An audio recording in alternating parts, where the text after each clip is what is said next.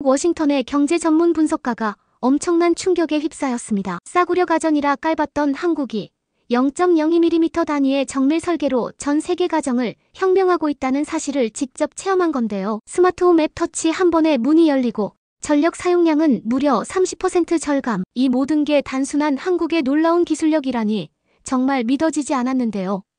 미국 자존심을 뒤흔든 한국 기술의 민낯을 파헤칩니다. 그 전에 잠깐 클릭 한 번으로 구독과 좋아요를 눌러주신다면 영상 제작하는데 큰 도움이 됩니다. 안녕하세요 여러분. 오늘은 제가 한국 기술에 대한 생각을 완전히 바꾸게 된 특별한 여정을 들려드릴게요. 그날 시카고는 비가 내리고 있었어요. 창문에 빗방울이 톡톡 부딪히는 소리를 들으며 저는 컴퓨터 화면을 뚫어지게 바라보고 있었죠. 방금 받은 이메일 내용이 믿기지 않았거든요. 한국에 가서 그곳의 기술 경제를 분석하라는 임무였어요. 한국이라니 정말 말도 안 된다고 생각했어요. 이건 농담이겠지?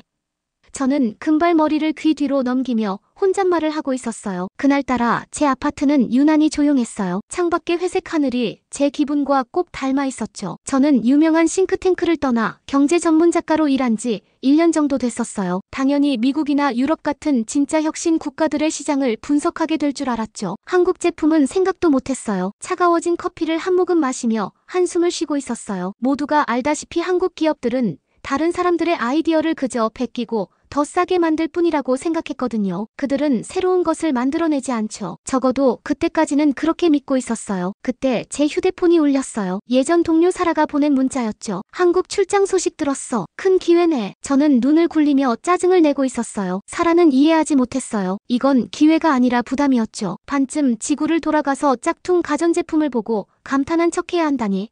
정말 시간 낭비라고 생각했어요. 자리에서 일어나 창가로 걸어갔어요. 친숙하고 편안한 시카고가 눈앞에 펼쳐져 있었죠. 저는 평생 이곳에서 살았어요. 이곳이 어떻게 돌아가는지 잘 알고 있었죠. 한국은 달랐어요. 낯설고 불편할 거라고 생각했어요. 하지만 가야 한다는 걸 알고 있었어요. 이건 제가 경제기술 분석가로서 받은 첫 해외 임무였거든요. 편집장이 저에게 기회를 주고 있었어요. 거절하면 다른 기회는 없을지도 모른다고 생각했죠. 다시 컴퓨터로 돌아와 한국 기술 기업들에 대한 정보를 검색하기 시작했어요. 화면은 삼성과 LG 제품들의 밝은 이미지로 가득 찼죠. 화려하고 현대적으로 보였지만 저는 속지 않을 거라고 다짐했어요. 겉모습만 그럴듯하지 품질은 떨어질 거라고 확신하고 있었죠. 제품을 테스트할 때 살펴볼 항목들의 목록을 만들기 시작했어요. 1. 디자인은 얼마나 독창적인가? 2. 성능은 얼마나 안정적인가? 3. 사용자 경험은 얼마나 직관적인가? 4. 얼마나 오래 사용할 수 있는가? 제 계획은 간단했어요. 모든 것을 꼼꼼히 테스트하고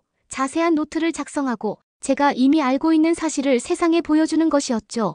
미국 기술이 우수하다는 것을요. 물론 제 기사는 객관적일 테지만 어떤 결론에 도달할지는 이미 알고 있었어요. 다음 주로 비행기 표를 예약했어요. 신용카드 정보를 입력하는데 위장에 작은 불편함이 느껴졌어요. 아마도 그렇게 멀리 여행하는 것에 대한 불안감이겠죠. 아니면 제가 예상치 못한 무언가를 발견할지도 모른다는 마음, 한 구석의 작은 목소리 때문이었을까요? 그 생각은 재빨리 밀어냈어요. 그냥 일일 뿐이야. 혼잣말을 하고 있었어요. 가서 이미 알고 있는 걸 확인하고 글을 쓰고 집에 돌아오면 돼. 일정표를 출력해보니 스마트홈 체험 숙소에 머물 예정이더군요. 정말 대단하네요. 제대로 작동하지도 않을 가젯들로 가득한 집이라니. 불이 제때 켜지기만 해도 다행일 거라고 생각했어요. 그날 밤 저는 체계적으로 가방을 꾸리고 있었어요. 옷, 세면도구, 노트북, 노트, 펜, 모든 것은 제 의견처럼 자기 자리가 있었죠. 저는 논리적인 사람이에요. 감정이 아닌 사실을 다루죠. 그리고 한국 기술에 관한 사실은 제게 명확했어요. 하지만 가방을 닫으면서 제 손이 약간 떨리고 있다는 걸 알아챘어요. 마음 깊은 곳에서는 좋은 경제학자라면 모든 평가에 열린 마음으로 접근해야 한다는 걸 알고 있었죠. 하지만 제 마음은 전혀 열려있지 않았어요. 한국 제품이 열등하다는 믿음으로 세워진 높은 벽이 있는 요새 같았어요. 다음날 공항에서 가방을 붙이고 탑승구로 향했어요. 비행은 길었어요.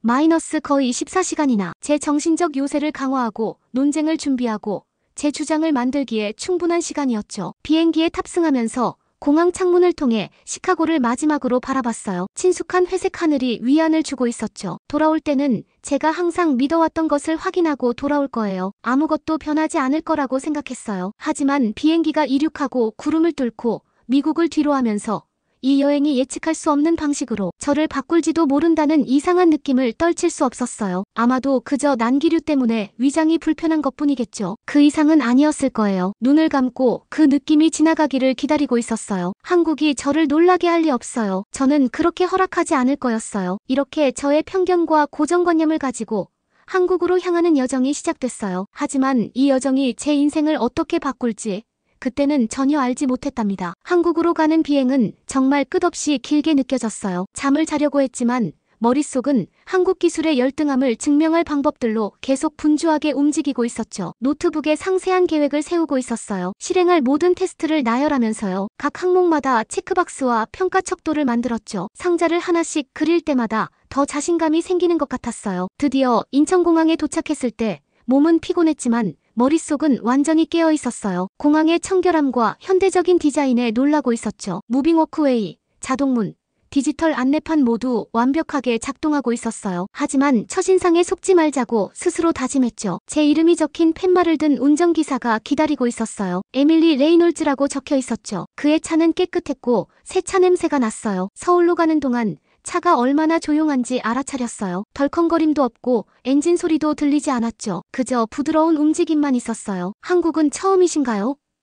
운전기사가 물었어요. 네, 짧게 대답했어요. 대화하고 싶은 기분이 아니었거든요. 그는 고개를 끄덕이고 더 말하지 않았어요. 제 기분을 눈치챈 듯했죠. 창밖으로 높은 건물들과 밝은 간판들이 지나가는 것을 바라보고 있었어요. 서울은 제가 예상했던 것보다 훨씬 현대적으로 보였어요. 거리는 깨끗했고 사람들은 빠르게 걸으며 많은 이들이 휴대폰을 보고 있었죠. 뉴욕이나 시카고를 약간 떠올리게 했어요. 다만 간판의 글자가 달랐죠. 드디어 제가 머물 숙소에 도착했어요. 그 두려워하던 스마트홈 체험 숙소였죠. 외관은 평범한 아파트 건물처럼 보였어요. 하지만 내부는 완전히 달랐어요. 숙소에 들어서자마자 스크린이 켜졌어요. 비디오가 재생되면서 모든 기능을 설명해주고 있었죠. 시간에 따라 밝기가 변하는 조명, 완벽한 온도를 유지하도록 자동 조절되는 에어컨, 자동으로 열리고 닫히는 블라인드, 어떤 음식이 들어있는지 알 수 있는 냉장고까지 모든 것이 제 휴대폰 앱 하나로 연결되어 있었어요. 이건 다 보여주기 위한 거겠지.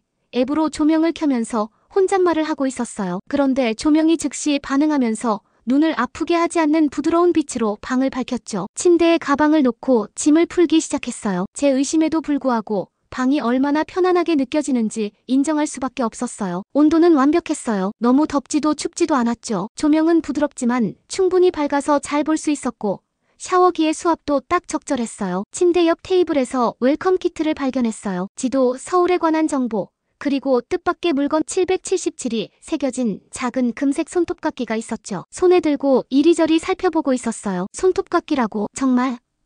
웃으면서 말했어요. 하지만 손에 쥐고 있자니 얼마나 단단하게 느껴지는지, 손바닥에 얼마나 완벽하게 균형이 잡혔는지 알아차렸어요. 생각할 것도 없이 비행기에서부터 신경 쓰이던 엄지손톱에 사용해봤어요. 놀랍도록 부드럽게 잘렸고 거친 모서리도 남지 않았어요. 손톱깎이를 다시 테이블에 놓으면서 이상하게 불안한 기분이 들었어요. 사용하는 게 너무 만족스러웠거든요. 그저 간단한 도구일 뿐이라고 스스로에게 상기시켰어요. 특별한 게 아니라고요. 빠른 샤워 후에 침대에 쓰러졌어요. 긴 여정으로 완전히 지쳐 있었죠. 조명이 마치 제가 잠들 준비가 됐다는 걸 감지한 것처럼 자동으로 어두워졌어요. 이런 가정에 짜증이 났어야 했는데 대신 평화롭게 잠에 빠져들고 있었어요. 아침이 되자 눈부시지 않을 정도로 살짝 열린 블라인드를 통해 부드럽게 햇빛이 들어오고 있었어요. 잠시 어디에 있는지 잊었다가 곧 기억이 났죠. 한국, 과제. 그들의 기술에 관한 진실을 밝히려는 제 임무. 휴대폰에서 메시지가 왔어요. 오늘 만나기로 한 독일 연구원 소피아 클라인이었죠. 아래층 카페에서 기다리고 있다고 했어요. 소피아는 쉽게 알아볼 수 있었어요. 테이블 위에는 태블릿과 여러 폴더가 놓여 있었어요. 그녀의 눈은 날카롭고 관찰력이 뛰어나 보였어요.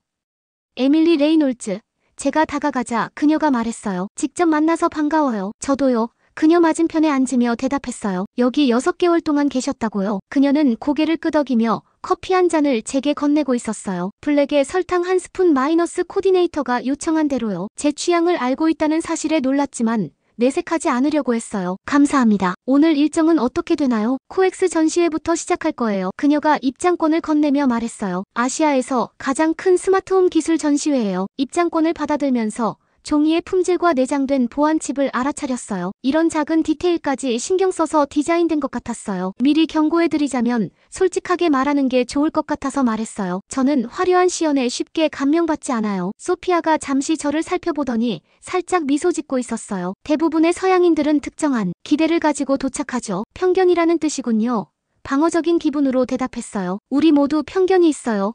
그녀가 차분하게 말했어요. 저도 처음에는 그랬어요. 제 연구는 처음에 유럽과 한국의 기술적 접근 방식을 객관적으로 비교하기 위해 설계됐었죠. 그녀의 어조에서 뭔가가 제 호기심을 자극했어요. 그래서 뭘 발견하셨나요? 그녀는 태블릿을 닫았어요. 당신이 직접 인상을 형성하기 전에 제 생각으로 색칠하고 싶지 않아요. 그냥 새로운 눈으로 관찰해보세요. 그녀의 제안이 짜증나게 했어요. 제가 객관적인 분석을 할 수 없다고 생각하는 걸까요? 저는 수년간 전문적으로 기술을 평가해왔는데 말이죠. 저는 개종하러 온 게 아니에요. 단호하게 말했어요. 물론이죠. 그녀가 쉽게 동의했어요. 당신은 관찰하고 분석하러 왔어요. 그게 제가 제안하는 전부예요. 카페를 나와 전시장으로 향하면서 짜증과 호기심이 섞인 기분이 들었어요. 소피아는 마케팅이나 과장에 쉽게 속는 사람처럼 보이지 않았어요. 공학과 데이터 분석에 관한 그녀의 배경은 제 것과 비슷했어요. 만약 그녀가 여기서 연구할 가치가 있는 뭔가를 발견했다면 아마도 한국 기술에는 제가 생각했던 것보다 더 많은 것이 있을지도 모른다는 생각이 들었어요. 하지만 그 생각을 재빨리 밀어냈어요. 저는 이미 알고 있는 것을 확인하러 온 거지.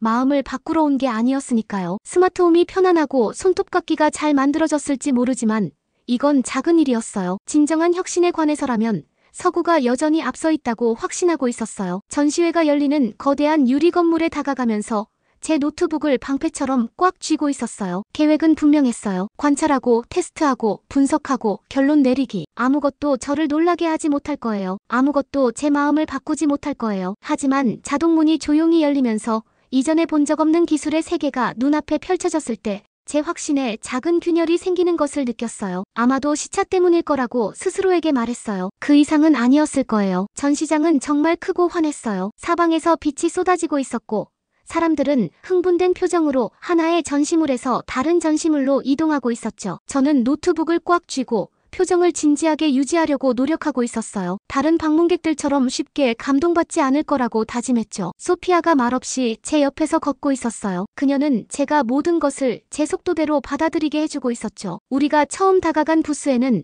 큰 삼성 스마트싱스 간판이 위에 걸려 있었어요. 디스플레이에는 작은 빛들이 방에서 방으로 움직이는 집이 보였는데 이것은 에너지가 흐르는 것을 나타내고 있었죠. 벽에 있는 화면에는 몇 가지 숫자가 표시되어 있었어요. 평균 에너지 절감 30%. 저는 믿기지 않아서 눈썹을 치켜올리고 있었어요. 30%는 큰 숫자였어요. 사실이기에는 너무 큰 수치였죠. 깔끔한 파란색 유니폼을 입은 여성이 우리에게 다가왔어요. 그녀는 미소를 지으며 태블릿을 내밀었죠. 시스템을 직접 조작해 보시겠어요?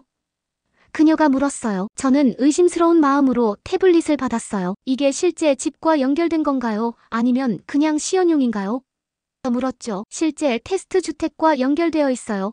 그녀가 대답했어요. 원하는 어떤 설정이든 변경해보세요. 저는 화면을 탭해서 거실의 온도를 낮췄어요. 큰 디스플레이에서 시스템이 온도뿐만 아니라 조명도 살짝 조절하는 것을 지켜보고 있었죠. 그 여성은 이것이 에너지를 적게 사용하면서도 동일한 편안함 수준을 유지한다고 설명했어요. 저는 노트북의 인상적인 트릭이지만 실제 데이터 확인 필요라고 적었어요. 하지만 글을 쓰면서도 제가 느끼는 것과 제 말이 맞지 않다는 걸 알고 있었어요. 이 시스템에는 제가 이전에 본 것과는 다른 무언가가 있었거든요. 다음으로 LG 구역으로 이동했어요. 여기에는 어떤 종류의 옷을 넣었는지 알 수 있는 세탁기가 전시되어 있었어요. 사용자가 선택하지 않아도 자동으로 적절한 세탁 코스를 선택해주는 거였죠. 그 기계가 면, 양모, 합성 섬유를 매번 정확하게 식별하는 것을 지켜보고 있었어요. 어떻게 알아내는 거죠? 호기심을 숨기는 것을 잊고 물었어요. 센서가 직물의 무게, 두께, 질감을 감지해요. 안내원이 설명했어요. 그런 다음 AI가 그 데이터를 메모리에 있는 수천 개의 직물 샘플과 비교하죠. 더 많은 메모를 작성하면서 결함을 찾으려고 했지만 시연을 볼 때마다 제 비판은 점점 약해지고 있었어요. 내부에 어떤 음식이 있는지 알고 요리법을 제한하는 냉장고, 기분과 시간에 따라 조절되는 조명, 가족 구성원과 반려동물을 인식하는 보안 시스템까지 다양한 기술을 보고 있었죠. 전시회 내내 한 가지가 계속 저를 놀라게 했어요. 아무것도 화려하거나 불필요하게 느껴지지 않았어요. 모든 기능은 실제 문제를 해결하거나 삶을 조금 더 쉽게 만들기 위해 설계된 것 같았어요. 소피아가 제가 LG 패밀리허브 냉장고 시연을 보고 있을 때 다시 합류했어요. 그녀는 제 눈이 휘둥그레진 것이나 비판적인 메모 작성을 중단한 것에 대해 아무 말도 하지 않았어요. 시장 데이터를 볼 준비 되셨나요? 그녀가 대신 물었어요. 그녀는 태블릿으로 몇 가지 놀라운 숫자를 보여주고 있었어요. 마이너스 삼성은 미국 프리미엄 냉장고 시장의 43%를 차지함. 마이너스 LG와 삼성이 함께 미국 세탁기 시장의 45%를 차지함. 마이너스 두 회사 모두 고객 만족도 조사에서 최상위 순위를 차지함. 마이너스 구독 서비스가 1년 만에 50% 성장함. 저는 이 숫자들을 이해하려고 노력하면서 뚫어지게 쳐다보고 있었어요. 이건 맞을 수 없어요. 제가 말했어요. 미국 기업들이 미국에서 선두여야 하는데 이 데이터는 공개 보고서에서 온 거예요. 소피아가 차분하게 말했어요. 이건 작은 성공이 아니에요, 에밀리. 한국 기업들은 전 세계 시장을 지배하고 있어요. 저는 변명을 찾으려고 했어요. 아마도 미중 무역 전쟁 때문일 거예요. 미국 소비자들이 다른 곳에서 구매할 수밖에 없었던 거죠. 그것이 단기적인 증가를 설명할 수는 있겠죠. 그녀가 인정했어요. 하지만 10년간의 꾸준한 성장은 설명할 수 없어요. 이렇게 높은 고객 충성도도요. 제 손이 주머니에 있는 금색 손톱깎이에 닿았어요. 왜인지 모르게 계속 가지고 다니고 있었거든요. 제가 놓치고 있는 게 있어요. 조용히 말했어요. 한국이 여기까지 우연히 온 게 아니에요. 소피아가 설명했어요. 그들은 사용자 경험에 깊이 집중해요. 제품과 감정적 연결을 만드는 작은 세부 사항들이요. 저는 천천히 고개를 끄덕이면서 발 아래 땅이 흔들리는 느낌이 들었어요. 제가 기술에 대해 알고 있다고 생각했던 모든 것이 도전받고 있었죠. 전시회를 나오면서 제 머릿속은 새로운 정보로 가득 차 있었어요. 제 노트북에 깔끔하게 분류해 놓은 항목들이 더 이상 제가 본 것에 맞지 않는 것 같았어요. 어떻게 좋아하는 스웨터를 정확히 어떻게 관리해야 하는지, 아는 세탁기의 느낌을 측정할 수 있을까요? 어떻게 음식을 덜 낭비하도록 도와주는 냉장고의 조용한 만족감을 평가할 수 있을까요? 스마트홈 숙소로 돌아가는 길에 전에는 놓쳤던 것들을 알아차리기 시작했어요. 보도에는 눈과 얼음을 녹이는 따뜻한 부분이 있었고 신호등은 기다리는 차량 수에 따라 타이밍을 조절하고 있었어요. 심지어 공공 쓰레기통에도 더 많은 쓰레기를 담을 수 있는 태양광 압축기가 있었죠. 숙소에 들어가자 조명이 따뜻한 빛으로 저를 반겨주고 있었어요. 밖에 추운 날씨 후에 온도는 완벽했죠. 해가 지기 시작하자 블라인드가 자동으로 내려갔어요. 어제는 이 모든 것이 그저 트릭처럼 느껴졌는데 오늘은 그렇게 확신할 수 없었어요. 소파에 앉아 노트북을 꺼내며 생각을 정리하고 다시 발을 디딜 곳을 찾으려고 노력했어요. 하지만 제 시선은 계속 커피 테이블에 놓아둔 금색 손톱깎이로 향하고 있었어요. 그렇게 단순한 물건인데 이렇게 세심하게 만들어져 있다니. 이건 그저 좋은 마케팅일 뿐이야. 스스로에게 말했어요. 똑똑한 시연에 속지 마. 하지만 저녁이 깊어가면서 스마트홈이 조용히 제 존재에 맞춰 조절되고 있었어요. 제가 하품할 때 조명이 살짝 어두워지고 긴장해 보일 때 부드러운 음악이 나오고 목욕물을 정확히 적절한 온도로 데워주고 있었죠. 제 확신은 계속해서 무너지고 있었어요. 잠자리에 들기 전에 한 가지 실험을 해봤어요. 일부러 화장실 불을 켜놓고 침실로 이동했어요. 몇 분 후 화장실 불이 저절로 꺼졌어요. 즉시가 아니라 제가 돌아오지 않을 것이라고 확신할 만큼 충분한 시간이 지난 후에요. 마치 집이 생각하고 제가 필요한 것을 행동하기 전에 고려하는 것 같았어요. 이것보다 더 많은 게 있을지도 몰라. 어둠 속에서 속삭였어요. 때로는 가장 인상적인 기술이 거의 알아차리지 못하는 종류의 것이에요. 마치 항상 거기 있었던 것처럼 삶에 완벽하게 맞는 그런 기술이요. 휴대폰에 소피아로부터 메시지가 왔어요. 혼자 탐험한 하루는 어땠나요? 오랫동안 화면을 바라보다가 솔직하게 대답했어요. 결함을 찾으러 왔는데 대신 철학을 발견했어요. 그녀의 답변이 빠르게 왔어요.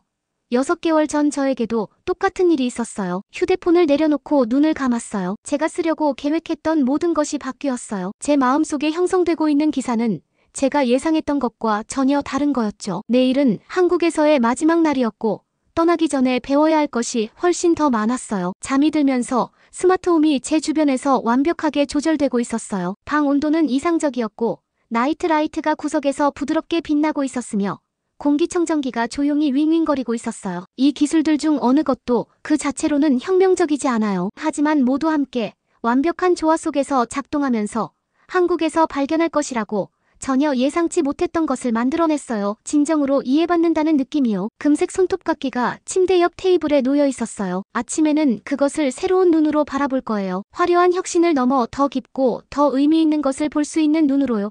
일상적인 것들의 조용한 완벽함을 말이에요. 한국에서의 마지막 아침, 저는 일찍 일어났어요. 스마트홈은 이미 제 일상에 맞춰 조정되어 있었죠. 제 발이 바닥에 닿기 전에 바닥을 살짝 데우고 있었어요. 제가 부엌에 들어서자마자 커피 머신이 커피를 내리기 시작했죠. 이 모든 것을 제가 프로그래밍한 적이 없었어요. 집이 스스로 제 습관을 배웠던 거예요. 창가의 책상에 앉아 노트북을 열었어요. 밖에서는 아침 햇살 속에 서울이 깨어나고 있었죠. 도착했을 때와 달리 이제 이 도시는 더 이상 낯설거나 이상하게 느껴지지 않았어요. 혁신적이고 사려 깊게 느껴졌죠. 제 손가락이 키보드 위에서 기사를 시작하려고 머뭇거리고 있었어요. 첫 문장이 쉽게 나왔어요. 진정한 기술적 진보는 눈에 보이는 혁신이 아니라 보이지 않는 배려로 측정됩니다. 그 후의 말들은 마치 제가 그것들을 찾아내기를 기다렸다는 듯이 술술 나오고 있었어요. 스마트홈을 단순한 가제트 모음이 아니라 사람을 우선시하는 사려 깊은 시스템으로 설명했어요. 금색 손톱깎이를 한국의 기술 접근 방식의 완벽한 예로 묘사했죠.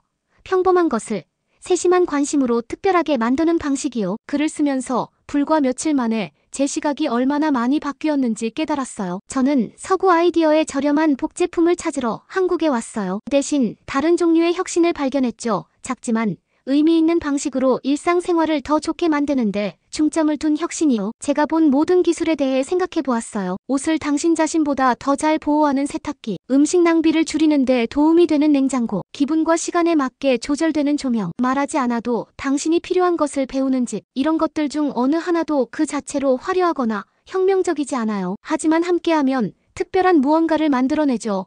진정으로 사람을 이해하는 기술이요. 금색 손톱깎이를 주머니에서 꺼내 노트북 옆에 놓았어요. 이 작은 물건은 제 여정의 상징이 되었어요. 때로는 가장 인상적인 기술이 모든 것을 바꾸려고 하는 종류가 아니라는 것을 상기시켜주죠. 때로는 한 가지 간단한 것을 완벽하게 만드는 종류일 수도 있어요. 떠나기 전 마지막 생각을 묻는 소피아의 메시지가 휴대폰에 왔어요. 저는 결함을 찾으러 왔다가 철학을 발견했어요. 솔직하게 답장했어요. 그녀의 대답이 빠르게 왔어요.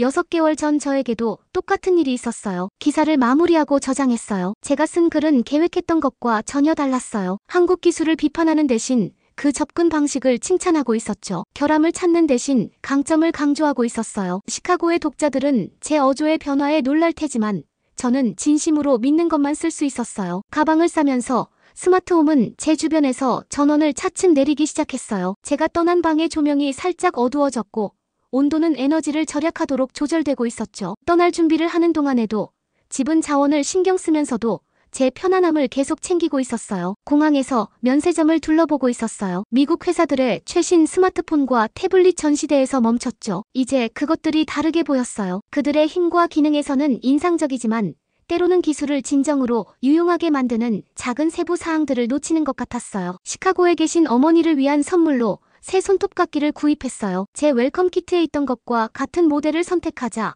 계산원이 미소 짓고 있었어요. 최고 품질이에요. 그녀가 간단히 말했어요. 비행기에서 다시 노트북을 꺼내 제 기사를 다시 읽어보았어요. 떠나면서 그 말들은 여전히 진실하게, 어쩌면 더 진실하게 느껴졌어요. 서구 기술은 종종 묻습니다. 어떤 새로운 것을 만들 수 있을까? 한국 기술은 묻습니다. 어떻게 이 경험을 사용하는 사람에게 더 좋게 만들 수 있을까? 두 질문 모두 중요하지만 저는 너무 오랫동안 두 번째 질문을 과소평가해 왔습니다. 태평양 상공 어딘가에서 깨달음이 찾아왔어요. 제 임무는 사실 한국 기술에 관한 것이 아니었어요. 혁신이 무엇을 의미하는지에 대한 제 제한된 시각에 관한 것이었죠. 저는 좋은 기술에 대해 모든 것을 알고 있다고 생각했어요. 하지만 저는 그림의 일부만 보고 있었던 거였어요. 시카고에 도착했을 때 모든 것이 똑같아 보였지만 다르게 느껴졌어요. 제 아파트는 이상하게 단절된 것처럼 느껴졌어요.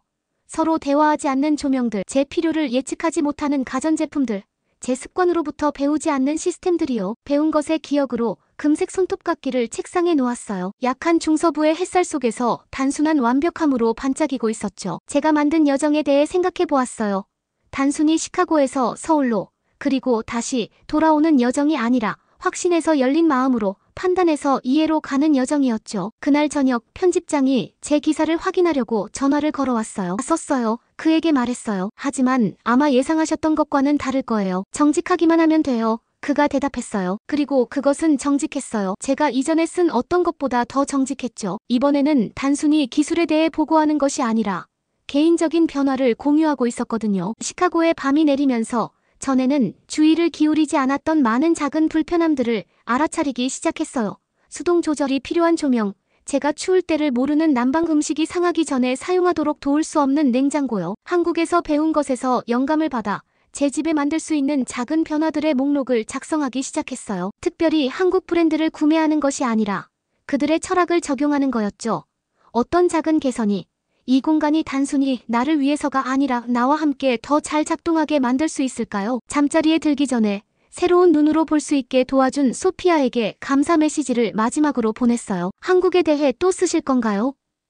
그녀가 물었어요. 침대 옆 테이블에 있는 금색 손톱깎이를 바라보며 미소를 지었어요. 이제 겨우 시작한 것 같아요. 내일 제 기사가 출판될 거예요. 일부 독자들은 제 새로운 관점에 놀랄 거예요. 다른 이들은 제가 시각을 바꿨다는 것에 화를 낼지도 모르죠. 하지만 최고의 경제학자들은 그것이 알고 있다고 생각했던 것과 모순되더라도 데이터가 이끄는 곳을 따라갑니다. 손톱깎이를 만드는 그 작은 한국 회사의 놀라운 여정에 대해 생각하면서 잠이 들었어요. 그들은 스마트폰이나 자율주행차를 만들려고 하지 않았어요. 그들은 단순히 하나의 일상적인 물건을 완벽하게 만드는 데 집중했죠. 그리고 그들만의 방식으로 세상을 바꿨어요. 때로는 가장 작은 것들이 가장 큰 교훈을 담고 있어요. 그리고 때로는 가장 위대한 혁신이 전혀 혁명적이지 않아요.